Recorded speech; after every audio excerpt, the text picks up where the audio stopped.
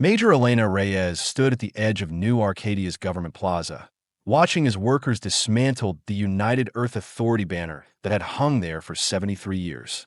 The ancient fabric, imported from Earth during the initial colonization, crumbled as they worked, its fibers deteriorating after decades of exposure to Novus Prime's harsh ultraviolet radiation.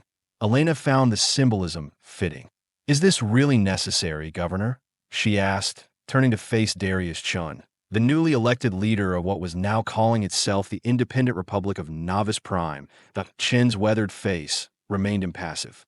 At 62, he'd spent his entire life on this harsh frontier world, his skin bearing the characteristic copper-tinged melanin adaptation that marked third-generation colonists. "Earth abandoned us decades ago, Major," he replied, eyes fixed on the crumbling banner. "We're just making official what happened 40 years ago when the supply ships stopped coming." Elena couldn't argue with the facts. The last official Earth vessel had arrived 70 years after initial colonization. Then silence. For 40 years, the 12 million inhabitants of Novus Prime had heard nothing from their homeworld beyond automated relay transmissions. No supplies, no personnel, no explanations. "The Declaration of Independence goes out system-wide in 6 hours, Chen added, his tone softening slightly. "As Earth's ranking military officer on Novus Prime, you have a decision to make." Elena's hand instinctively went to the United Earth Defense Force insignia on her uniform. She was a third-generation military officer, but only a second-generation colonist.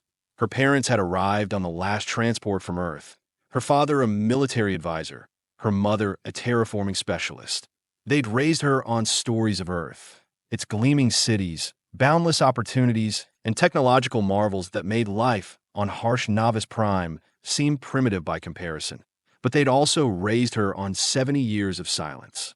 "My orders were to maintain Earth's presence until relieved," she said quietly. "No relief ever came." She nodded. "Your 800 troops have integrated with our society. They have married our people, had children, built homes. Many of them are grandparents now.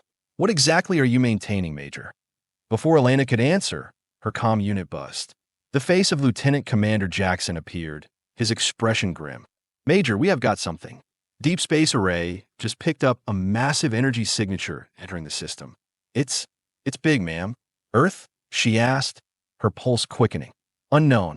But whatever it is, it's decelerating toward our orbit. ET 18 hours. Chen's eyes met hers, the political tension between them instantly forgotten. 40 years of silence, the governor said quietly, "and they arrive on the day we declare independence." "That's one hell of a coincidence, Major." Elena turned back toward the military compound across the plaza. After 40 years of maintaining protocols for a government that had abandoned them, she suddenly had a terrible feeling that her skeleton crew might be all that stood between Novus Prime and whatever was approaching. "Maybe it's not Earth," she said, but neither of them believed it. Admiral Wei Zhang stood on the bridge of the UES Resolute, mankind's first true warship designed for interstellar combat. At 2 kilometers long, with a crew of 15,000 and enough firepower to sterilize a small moon, the Resolute represented Earth's answer to the existential questions that had plagued humanity since discovering they weren't alone in the galaxy. Deceleration proceeding as planned, Admiral, his navigation officer reported. "We will achieve stable orbit around Novus Prime in 17 hours, 43 minutes. Zhang nodded, studying the holographic display of the Novus system. After 80 years of travel, 40 in cryosleep followed by 40 at relativistic speeds, they had finally arrived at humanity's most distant colony. The mission was straightforward: secure the colony's resources for Earth's war effort and conscript its population.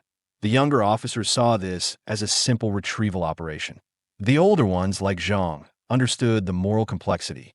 The initial colonists had been promised regular contact and support. Then the Proxima incident happened, and everything changed. Earth, suddenly facing an existential threat from the stars, had been forced to reallocate all resources toward defense. Distant colonies became afterthoughts, their fate secondary to the survival of the homeworld.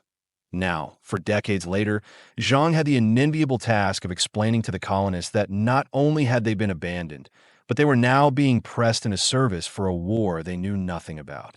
"Sir," His communications officer interrupted. We are detecting a planet-wide broadcast originating from the colony. Put it through, Zhang ordered.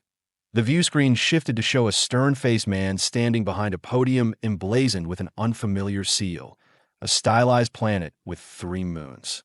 Therefore, we the people of Novus Prime, having endured 4 decades of complete abandonment by Earth, do hereby declare our full and complete independence as a sovereign interstellar nation. Our resources are our own. Our people are citizens of Novus Prime, not subjects of a distant Earth that left us to die on a half-terraformed world.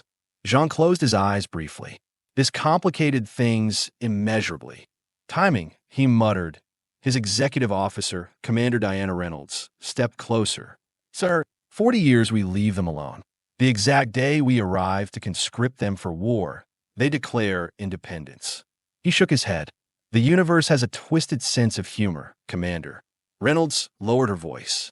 Admiral, our orders are explicit. The Proxima Centauri forces are advancing. Earth needs these colonists. Zhang studied the colony's defenses on the tactical display. Negligible.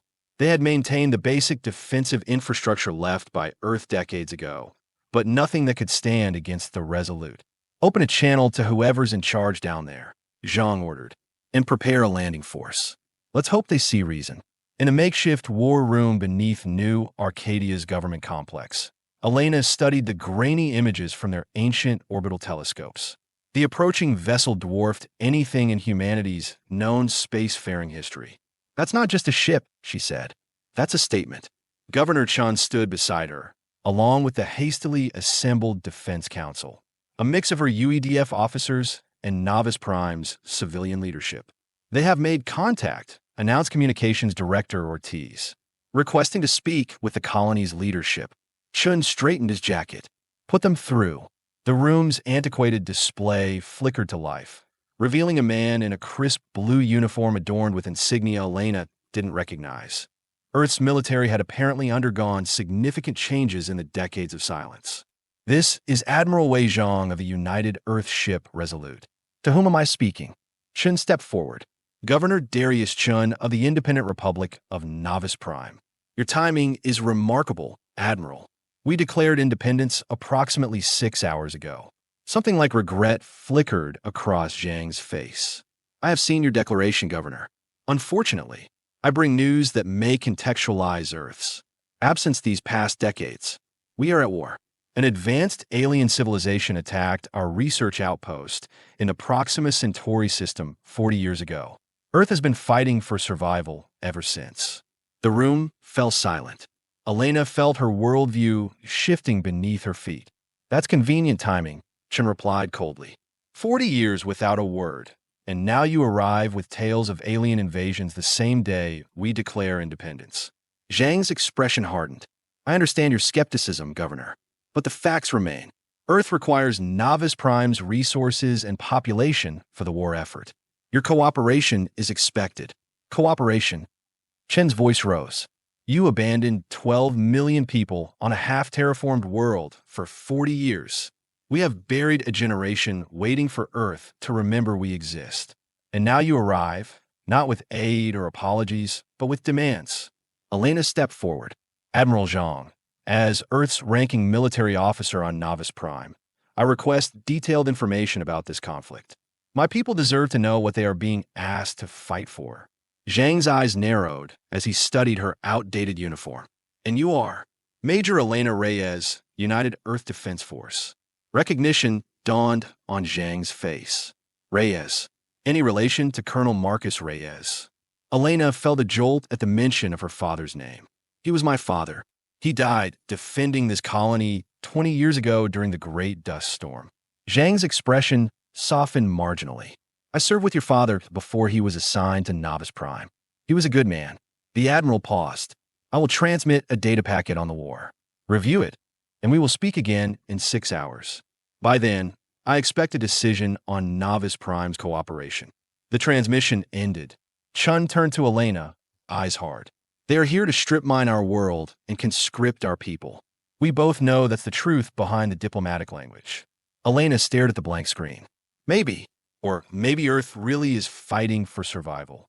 and that justifies abandoning us for 40 years. Elena had no answer for that. Let's see what's in this data packet before we decide our next move. The data packet from Earth changed everything. Elena sat in stunned silence as the final images faded from the projection. The attack on Proxima Centauri had been devastating. An advanced alien species that called themselves the Concordiat had obliterated the research station without warning or provocation. The aliens' technology far outstripped humanity's, and only desperate innovations had kept Earth from falling in the decades since. This changes nothing, Chen insisted, though his voice lacked conviction. They still abandoned us. Dr. Kaya Okafor, Novus Prime's lead scientist, shook her head. With respect, Governor, this changes everything. The Proxima Relay was our only direct communication link to Earth. When the Concordia destroyed it, we were effectively cut off. They could have sent a ship, Chun countered. Every ship was needed for defense, Elena said quietly, scrolling through the casualty figures. Billions dead. Entire Earth's cities vaporized. Earth was fighting for survival. The room fell silent as the implications sank in. Their declaration of independence had been based on a fundamental misunderstanding. Earth hadn't abandoned them by choice. The timing is still suspicious, Chen finally said. 40 years, and they arrive on the exact day we declare independence? Li Wei, the colony's chief historian, cleared his throat. Actually, Governor, I have been analyzing the ship's trajectory based on the data they provided. The Resolute launched from Earth almost 40 years ago, just after the initial Concordiat attack. It's been traveling at near relativistic speeds ever since. Which means, Elena began, which means they dispatched their ship to reach us as quickly as possible after losing contact. Li finished. There was no way they could have known about our declaration. Elena studied the tactical data on the Concordiat. Their ships were organic technological hybrids, capable of regeneration and adaptation. Their weapons utilized principles of physics that Earth scientists were only beginning to understand. The only reason humanity had survived at all was their relatively small numbers. They seemed more interested in studying humans than exterminating them outright. We have a decision to make, Elena said, addressing the room. Do we maintain our independence, or do we rejoin Earth in this fight? Chen remained silent, studying the images of devastated Earth cities. There's something else you should see, Dr. Okafor said, manipulating the display. The data packet includes information on why the Concordiat attacked. They weren't targeting humanity specifically. They were responding to a signal. What signal? Elena asked. A beacon. An ancient alien beacon that had been dormant in the Proxima system for millions of years. Our researchers activated it, not knowing what it was. Okafor's expression was grim. According to this data, similar beacons exist throughout human-colonized space, including here. Elena finished, a chill running down her spine. There's a beacon on Novus Prime. Chen finally spoke, his voice hollow. The ancient structure in the northern reaches. We have been studying it for decades. Elena stared at him. You have been studying an alien artifact without proper containment protocols? It was deemed inert, Chen replied defensively. And we had no guidance from Earth. We did what we thought was right. If the Concordiat detected activation attempts, Elena didn't need to finish the thought. Her comm unit buzzed urgently. Lieutenant Commander Jackson's voice came through, tense and clipped. Major, Deep Space Array just picked up multiple signatures entering the system. They are not Earth vessels. Configuration matches the Concordiat ships in the Admiral's data packet. The room erupted in chaos. How many? Elena demanded. 3 ships, ma'am. ETA, 12 hours. Chen looked stricken. We have led them straight to us. Elena turned to him. Independence is a luxury we can no longer afford, Governor. We need Earth's help. For once, Chen didn't argue. Admiral Zhang received the news with grim resignation. We suspected this might happen, he told Elena and Chen via secured communication. The beacons form a network. When one activates, others resonate in response. Your studies of the artifact here likely pinged on their sensors. What are our options? Elena asked. The Resolute was designed for this fight, but 3 Concordia vessels will be challenging, especially while defending a planet. Zhang's expression was grave. We need to coordinate your ground defenses with our ship's capabilities. Our defenses are designed to repel small meteors and the occasional pirate, Chen said bitterly. Not an advanced alien armada. Then we improvise, Elena replied. What resources do we have? For the next hour, they cataloged Novus Prime's military capabilities. 800 trained UEDF personnel, 12 civilian security squadrons, 30 outdated orbital defense platforms, 3 atmospheric fighters that hadn't flown in a decade. It's not enough, Zhang finally said. But there's something else. The data we have gathered suggests the Concordiat aren't just attacking randomly. They're specifically targeting the beacons. So we use the beacon as bait, Elena suggested. Precisely. If we can set a trap at the ancient structure, we might buy enough time for evacuation ships to get clear. Evacuation? Chen looked alarmed. You want us to abandon our home? Zhang's expression softened. Governor, I understand your attachment to Novus Prime, but our primary objective must be preserving human lives. The Resolute has capacity for your essential personnel and about 30% of your civilian population, and the other 70%. Chen demanded. We have fabrication capabilities to construct emergency shelters that could survive orbital bombardment, Zhang offered. If we work together, we might save more. Elena watched the exchange, seeing both men's perspectives. Chen couldn't abandon the world they'd built over generations. Zhang couldn't risk humanity's most advanced warship being destroyed trying to save a single colony when the entire species was at risk. What about destruction? Elena asked suddenly. Both men turned to her. The beacon, she clarified. If that's what they want, why not destroy it ourselves? Zhang shook his head. Previous attempts to destroy beacons have resulted in energy discharges that annihilated everything within hundreds of kilometers. The Concordiat know this. They have specialized containment technology, so we need to let them capture it, Elena realized. And kill them while they're doing it, Zhang confirmed. Chen looked between them. So that's it. We sacrifice our world as a battlefield in Earth's war. Elena faced him. Governor, this isn't Earth's war anymore. It's humanity's war. And like it or not, Novus Prime is now on the front line. The 12 hours that followed were a blur of frantic preparation. The Resolute moved into defensive position. Evacuation priorities were established. Every able-bodied colonist was conscripted into civil defense or evacuation assistance. Elena found herself on the ancient mining crawler heading toward the northern reaches, accompanied by a mixed team of UEDF personnel and specialists from the Resolute. Their mission was simple but desperate. Prepare the ancient structure as a trap. How does it feel? Asked Commander Reynolds, who had led the team from the Resolute. What? Elena asked, checking her outdated pulse rifle for the dozenth time. Being at the center of the first human interstellar war. Elena stared at the woman. Is that what we are calling this?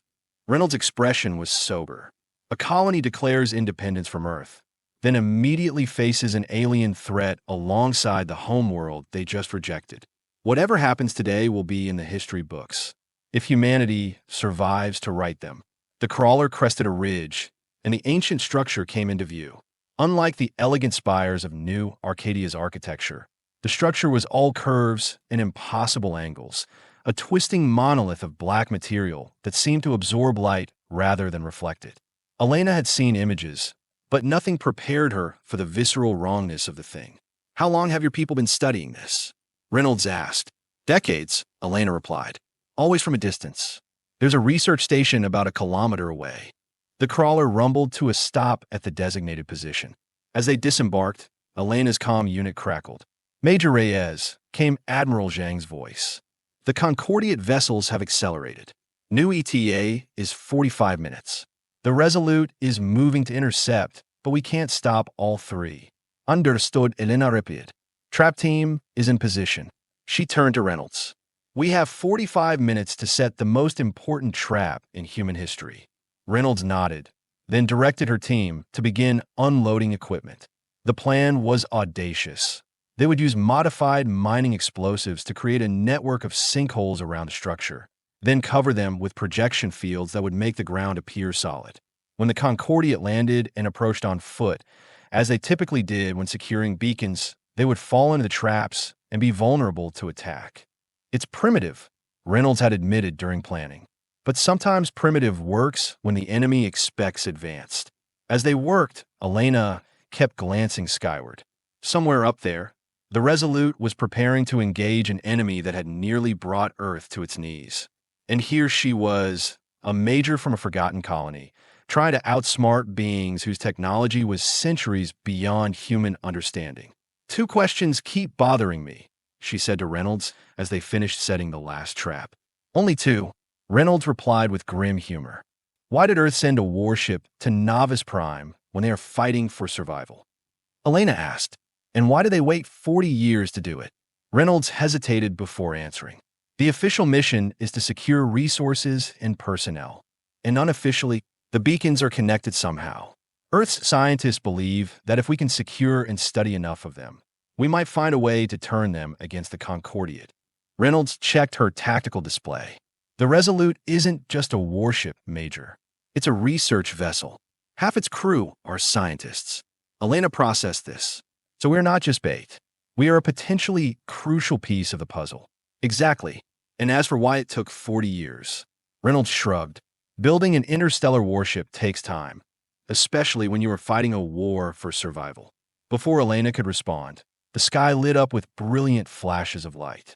The battle had begun in orbit. "Positions," she shouted. "They are coming." The battle in orbit was visible even in daylight. Streaks of energy and explosions that briefly outshone Novus Prime's sun. Through her tactical uplink, Elena watched in awe as the Resolute engaged the lead Concordiat vessel, trading devastating blows that would have obliterated any conventional ship. "One Concordiat vessel destroyed," reported Lieutenant Commander Jackson over the comm. "The Resolute is heavily damaged but operational. The other two enemy ships are continuing planetward." "Understood, Elena Reyes. Ground team ready." She crouched behind a ridge overlooking the ancient structure, surrounded by a mix of her UEDF veterans and Zhang's special forces. The trap was set. Now they waited. The first Concordiat ship became visible as a dark shape against the sky, descending with eerie grace toward the ancient structure. Unlike human vessels, it had no visible engines or external features, just a smooth, almost organic hull that seemed to flow rather than move. "Remember," Elena said to her squad, "aim for the joint areas between their armor segments. Conventional weapons have limited effect, but concentrated fire at weak points can penetrate." The ship settled approximately 300 meters from the structure, hovering just above the surface. A section of the hull flowed open, and the first Concordiat emerged. Elena had seen them in the briefing materials, but the reality was far more unsettling. They stood nearly 3 meters tall, with 4 limbs that could serve as either arms or legs, depending on their needs. Their bodies were covered in articulated armor that seemed fused with their flesh, and where a human would have a face, they had a smooth helmet-like structure with no visible sensory organs. "Hold," she whispered as more emerged. "Wait until they reach the trap zone." A dozen Concordiat moved toward the structure with methodical precision, their movements fluid and unerringly coordinated. As they approached the first trap, Elena held her breath. The lead alien took one step onto the disguise pit and stopped. It tilted its head as though listening, then made a gesture to its companions. "They know," Elena realized with horror. "Abort stealth. Open fire." Her squad rose as one, unleashing a barrage of concentrated fire at the Concordiat. Most rounds bounced harmlessly off their armor, but a few found weak points, causing 3 aliens to stagger. The response was immediate and devastating. The Concordiat raised their limbs, and energy weapons materialized from their armor, unleashing a storm of plasma that vaporized 2 of Elena's soldiers instantly. "Fall back to secondary positions," she ordered, returning fire as she retreated. The battle devolved into chaos. The Concordiat moved with terrifying efficiency, using their advanced weapons to systematically eliminate human resistance. Elena's troops fought valiantly, using the rugged terrain for cover, but they were hopelessly outmatched. "Air support incoming," came Zhang's voice over the comm. Elena looked up to see 3 fighters streaking in from New Arcadia, ancient atmospheric craft that had been hastily recommissioned. They strafed the Concordiat position, their outdated weapons barely scratching the alien armor point. 2 fighters exploded in midair as return fire from the Concordiat ship cut them down. The third managed to crash directly into a cluster of aliens, The kamikaze attack, claiming 3 of the enemy at the cost of the pilot's life. We need reinforcements.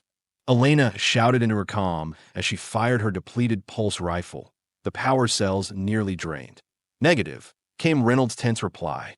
The second Concordiat ship has bypassed our defenses and is heading for New Arcadia. All available forces are being diverted to civilian evacuation. Elena felt cold dread settle in her stomach. They were going to lose. Novus Prime, the world her parents had helped build, the only home she'd ever known, was going to fall if sensing her thoughts. The nearest Concordiat turned its featureless face toward her position. It raised its weapon arm. The shot never came. Instead, the alien staggered as something struck it from behind, something that tore through its armor like tissue paper. It collapsed, revealing Governor Chun standing behind it, holding a weapon Elena didn't recognize. Prototype railgun, Chun explained, moving to her position as a security detail provided covering fire. Our scientists reverse-engineered it from old Earth schematics. We have 6. You're supposed to be overseeing the evacuation, Elena said, accepting a power cell he offered for her rifle. I decided my place was here. Chen's eyes were hard. This is our home. If it falls, I fall with it. Elena nodded, understanding perfectly. We need to reach the structure. The Concordiat are preparing some kind of containment device for the beacon. Chun gestured to a mining vehicle approaching from the rear. That crawler has been modified with armor plating. It won't last long, but it might get us close enough. It was a desperate plan, but desperation was all they had left. Elena, Chun, and 6 remaining soldiers boarded the crawler, which began lumbering toward the ancient structure. Concordiat fire rained down on them immediately, but the makeshift armor held, barely. When they were within 50 meters of the structure, Elena gave the order. Now, the crawler's storage bay opened, and they charged out, firing in all directions. 3 more soldiers fell in the first seconds, but Elena, Chun, and the others reached the base of the structure. The Concordiat had established a perimeter around it, with several aliens interfacing directly with the beacon using technology that made their armor glow with eldritch energy.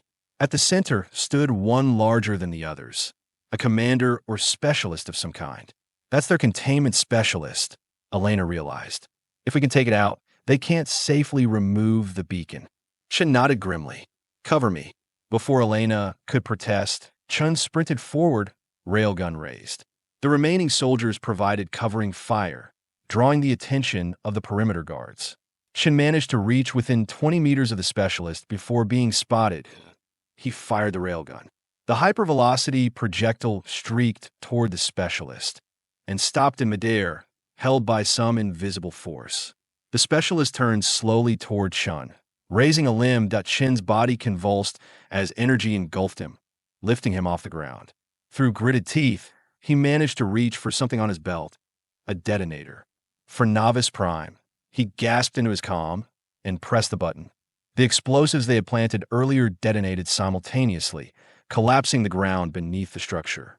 The specialist lost its concentration as the earth shifted, dropping Chun, who fell limply to the ground.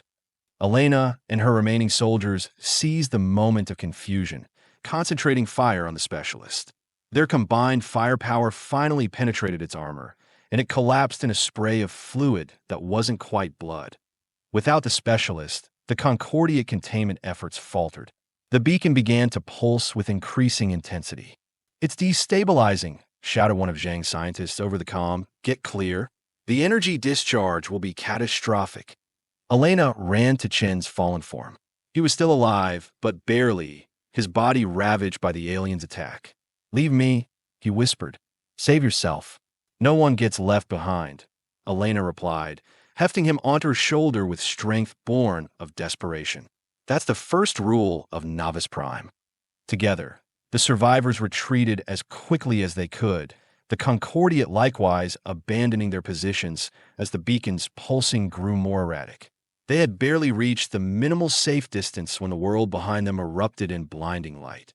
The shockwave knocked them forward, but the ridge they had used for their initial ambush provided just enough protection to shield them from the worst of the blast. When Elena could see again, she turned to find the ancient structure, and everything within a kilometer of it completely vaporized. A perfect crater remained, glowing with residual energy. The Concordiat ships are retreating, came Admiral Zhang's weary voice over the comm. Repeat, the enemy is retreating. The Resolute is pursuing to ensure they leave the system. Chun coughed weakly in Elena's arms. Did we win? Elena looked at the devastation around them.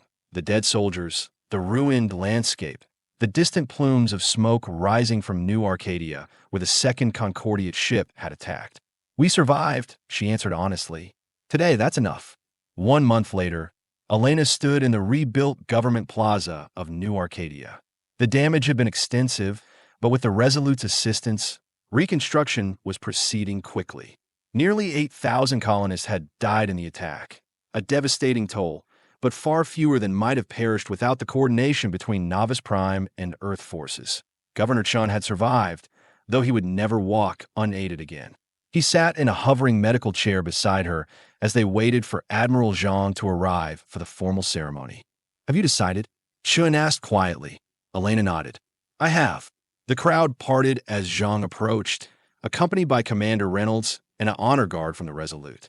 The Admiral had aged visibly in the past month, the strain of command etched into his face. Governor Chun, Major Reyes, he greeted them formally. I believe we have business to conclude. Chun nodded. We do. An aide brought forward an electronic document, the revised Articles of Association between Earth and Novus Prime. Not a declaration of independence, but not a surrender of sovereignty either. A new framework for a humanity that needed to stand united against the Concordiat threat. As agreed, Zhang said, Earth acknowledges Novus Prime's autonomy and internal governance, while Novus Prime commits its resources and personnel to the shared defense of humanity. The Resolute will remain in orbit as both protection and connection to Earth, with regular relief and rotation of personnel. Chun signed the document, then passed it to Elena. As the ranking military officer and interim defense minister, her signature would commit Novus Prime's military forces to the Interstellar Alliance. Before I sign, Elena said, I need to know one thing. Was this the plan all along?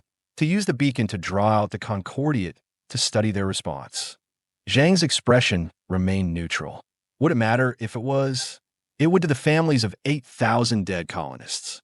Zhang sighed. The mission evolved, Major. Initially, we came to secure resources and return with the beacon if possible. The Concordiat's arrival forced adaptation. He met her eyes steadily. But I will not insult you by claiming we didn't consider the possibility. Va demans terribles calculations. Elena studied him, then looked to Chun, who nodded slightly. Then let the record show, she said as she signed, that Novus Prime enters this alliance as equals, not subjects. We fight for humanity's survival, but we will have a voice in how that fight is conducted. Zhang accepted the signed document. So noted, Major. Or should I say, Colonel? Your promotion is effective immediately, as is your appointment as Novus Prime's representative to the United Defense Council. Elena blinked in surprise. The first human interstellar war began with misunderstanding and separation. Zhang continued. If we are to survive, the next phase must be built on unity and shared purpose. He extended his hand. Humanity stands stronger together, Colonel Reyes. Elena took his hand, feeling the weight of history in the simple gesture. Independence, she realized, had never been about separation. It was about having the strength to choose connection on your own terms. Together, she agreed, for all of humanity. Above them, the new flag of Novus Prime fluttered alongside the banner of Earth, different symbols serving a common cause. The war for survival had only just begun, but for the first time, Elena felt something like hope. The Concordiat had awakened a sleeping giant. Humanity, resilient, adaptive, and now united, was ready to fight back.